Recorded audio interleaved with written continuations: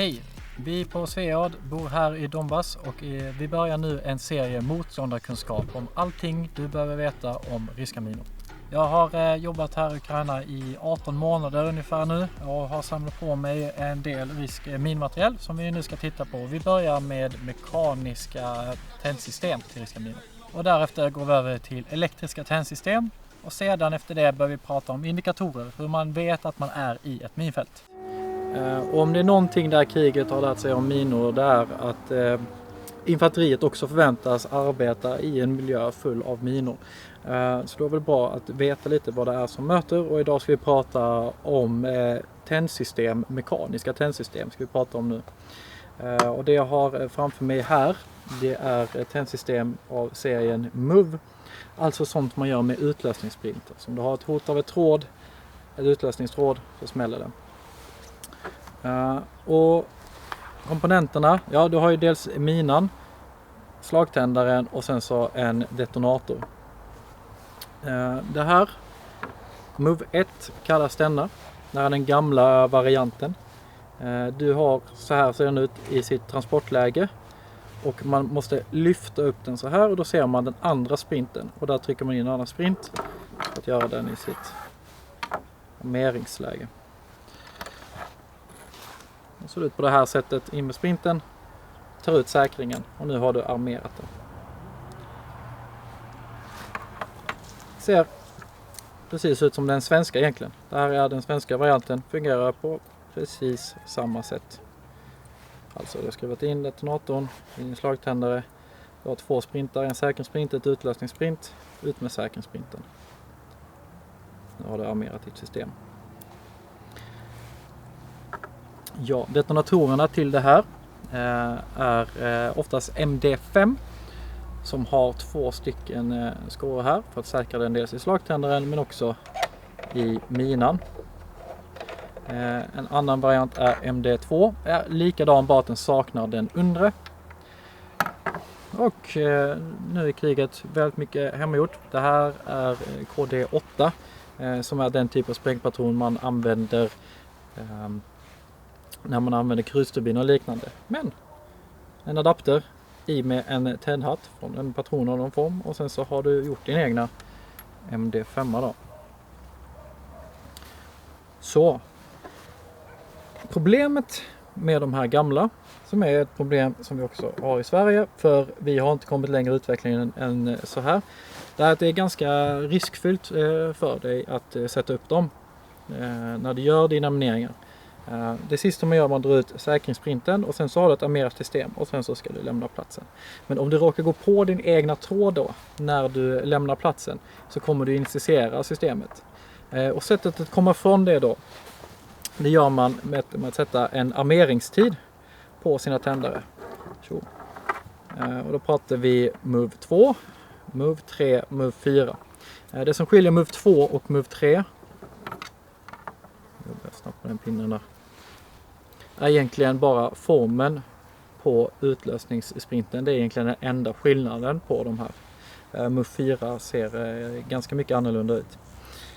Så det de har gjort då på den här, skruva av här, så ser man här ett litet blystift, metallelement så att säga, och en vajer som går över den.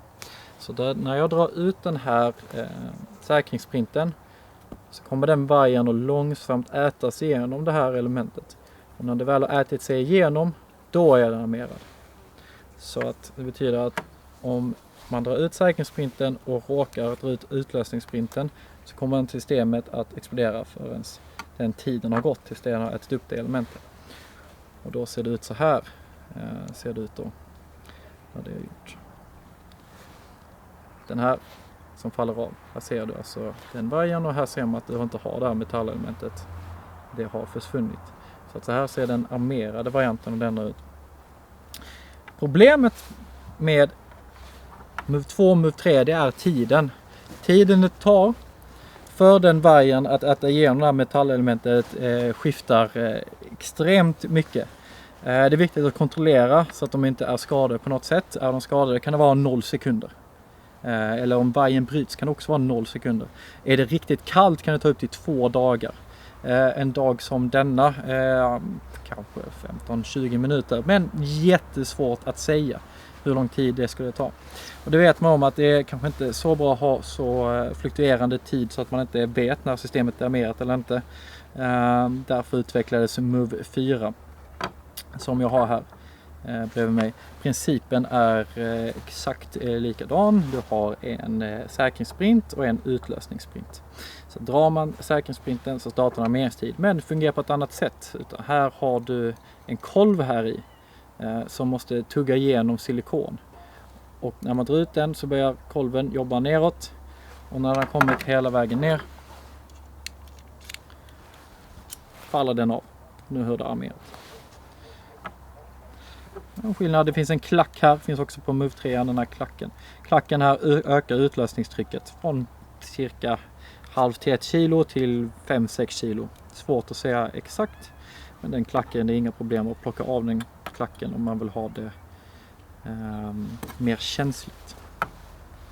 Så, vad betyder då detta för dig? Varför är det här viktigt att veta? Det är som en svensk soldat eller liknande. Jo, det betyder att det här och den här. Det här är indikatorer för dig. Om man har grävt ner den här OCM-minan, placerat sin Move 4 ovanpå så här, gjort upp sitt system, drar ut sin säkringssprint. Det kan vara väldigt svårt att se den här, man kan maskera allting, men efter ett tag så kommer den se ut så, och denna delen kommer landa bredvid. Så lär er vad den här är för någonting och hur den ser ut. För det indikerar för dig att du är väldigt nära en mina nu. Vad betyder det också för dig? Jo, det betyder ju också att om man drar ut båda sprintar, då har du en tidtändare. Alltså då väntar sig till tiden har gått igenom och då kommer det systemet explodera. Så då har du en tidtändare om du drar bort båda. Det glömde jag kanske säga. Tiden för denna Move 4, ja, den är mer konsekvent men fortfarande är väldigt inkonsekvent. Så det är Sovjet för dig. Om någon anledning, många västerländska handböcker säger cirka 25 minuter. Jag håller inte med. Jag skulle säga att när det är riktigt varmt kan det ta 1-2 minuter. Och när det är kallt kanske upp mot 30, maximalt 40. Men då måste det vara norra Norrland kallt liksom. Så ja, det fluktuerar också i tiden väldigt mycket, men mycket mer konsekvent än Move 2, Move 3. Vad betyder det också för dig? Jo, det betyder ju det här att om man inte har skrivit på Ottawa-konventionen som Ryssland inte har gjort, så kan man göra väldigt många olika fällor med detta. Så om du tänker här att om den här är ju litet nog att placera i vad som helst egentligen. Och placera denna och placera det i en mina på ett icke-konventionellt sätt. Och om man drar ut den här sprinten och har den på utlösningstråd, då betyder det att om man drar ut tråden så smälls minan direkt. Men om man gör det tvärtom istället, alltså man drar ut den här sprinten men lämnar denna sprinten på utlösningstråd, kommer minan sprängas efter ett tag. Så att det kan man tillämpa på olika sätt. Kan man göra. Denna sprinter på just Move 2 designad för denna PMD6. Det här är en 3D-printad variant. Original kommer i trä. En gammal truppmina som inte tillverkas serieproduktion längre, men jättemånga som gör de här hemmagjorda som det här 3D-printade skalet. Därför att i träslöjden i forna Sovjet så var det vapenfabrik, det gjordes sådana här skal. Vi i Sverige brukar ju skratta åt det, att vi har lite vapenfabrik i våra träslöjdslektioner, men i Sovjet samma tidsperiod så hade de det på riktigt. Det med att man tar ett block trotil, detonator, skruvar in, det blir på andra detonatorn, in med denna. Som vi ser här nu också så är det så här.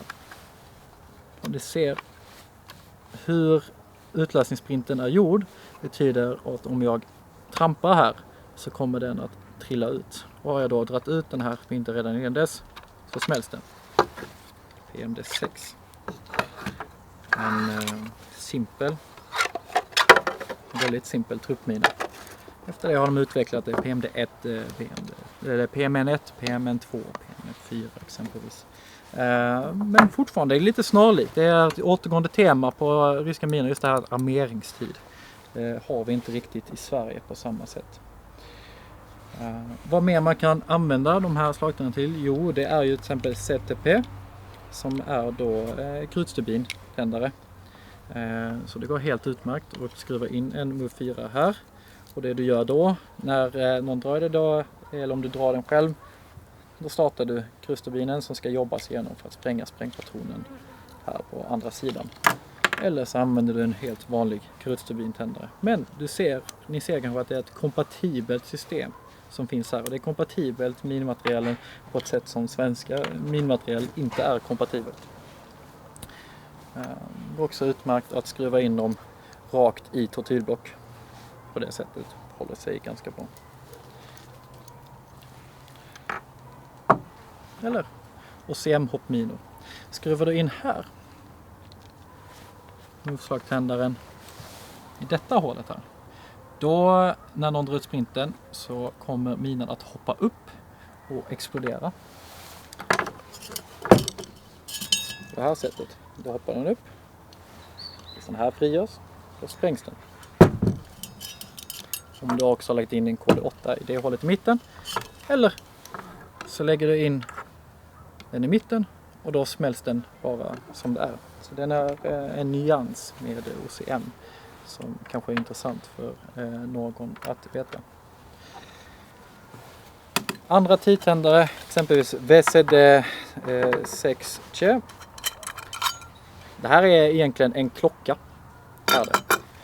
Maximalt 6 timmar. Du skruvar upp den, en mekanisk klocka.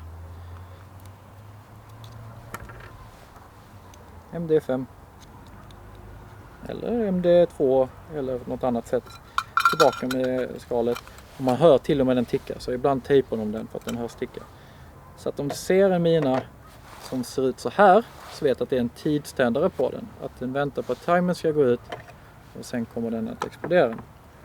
Eller om du ser en mina utan sprinta, då är det också en tidständare. Vänta på dig. Det kan också betyda felfunktion, men ofta betyder det att det är en tidtändare. Alltså att du anfaller, tar en position, de har en smart zapper med sig, ryssarna, så när de flyr tillbaka så är det någon som snabbt som bara den lägger den i en mina, drar ut sprintarna och sen springer. Och då har du en tidtändare på din mina. Så.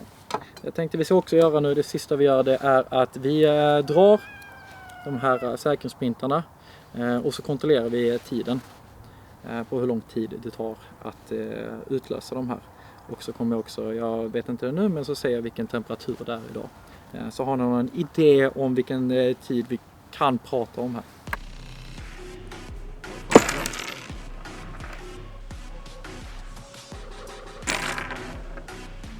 Vi behöver pengar för att fortsätta utbilda och utrusta soldater så att de överlever minhotet här i Ukraina.